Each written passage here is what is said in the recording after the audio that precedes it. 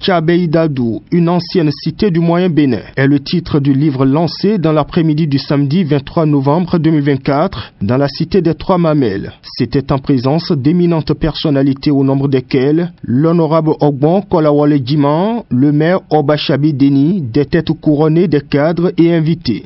En tant que maire de Savin, je suis particulièrement fier de parrainer cet événement car il symbolise notre attachement à nos racines et notre volonté de transmettre notre mémoire aux générations futures. Ce livre est une invitation à voyager dans le temps, à nous reconnecter avec notre histoire et à puiser dans nos origines la force et l'inspiration nécessaires pour bâtir notre avenir. Cet ouvrage, qui est d'une importance capitale, vient replonger le peuple béninois et particulièrement les Tchabais sur leurs origines et histoire. Il est rédigé par les professeurs John Igué, Yvette Onibon-Doubogan et le docteur Moïse Chabi. L'un des auteurs nous parle de l'ouvrage. L'ouvrage raconte l'histoire de la ville de Savè, en l'appelant par son vrai nom, Tchabé Idadou. Comme vous savez, toutes les villes Yoruba ont leur nom et un panégyrique. Si vous allez à Oshogbo, on dit Oshogbo Iluaro. Si vous allez à Ibadan, Ibadan aussi a son nom. Ile-Ife a le nom. Donc, Tchabé Idadou, c'est le nom spécifique de la ville de Savè. Et nous sommes à l'ère de la Renaissance africaine et nous devons réécrire notre histoire parce que notre histoire a été écrite par ceux qui nous ont colonisés. Et la plupart du temps, c'est l'histoire des vainqueurs qui ne retrace pas exactement la vraie histoire.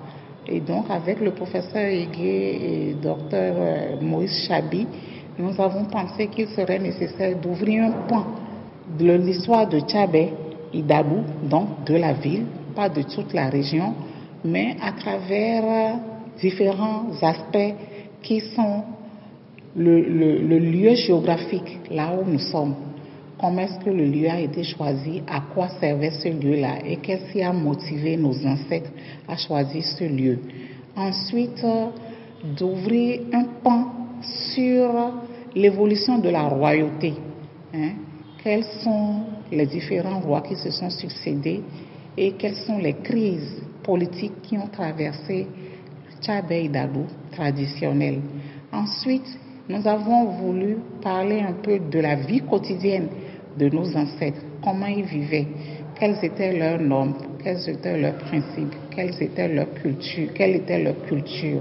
Et pour aboutir à l'ère de la modernité aujourd'hui, en jetant un regard sur comment l'éducation a contribué à créer une élite urbaine et qu'est-ce que cette élite urbaine a pu faire pour contribuer ou non à l'essor de Tchabé Idadou. Donc, globalement, c'est ce qui est dans l'ouvrage. Ce n'est pas fini. Il y a d'autres thématiques qui sont encore ouvertes sur lesquelles nous allons continuer à travailler. Les autres auteurs abordent les motifs et les objectifs visés par l'ouvrage. Un jour, j'ai réuni mes collaborateurs pour dire qu'est-ce qu'on va faire pour notre pays. C'est comme ça qu'on a mis cet ouvrage en chantier pour montrer aux Tchabais que malgré les soubresauts et les crises qui affectent la cité, cette cité a beaucoup de ressources. Nous qui étions à la 4e classe, à l'indépendance, qu'est-ce qui s'est passé pour qu'on en arrive là? C'est ici qu'on a fait conférence des présidents au moment où il y a une crise au niveau national. C'est cette même ville qui est à cet état aujourd'hui. Nous nous sommes interrogés qu'est-ce qu'on peut faire et comment faire pour changer notre situation.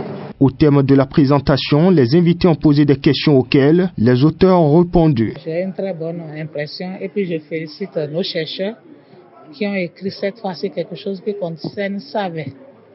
J'ai des gens qui écrivent partout, les autres maintenant ils sont en train d'écrire ce qui concerne Savè. C'est une fierté pour nous.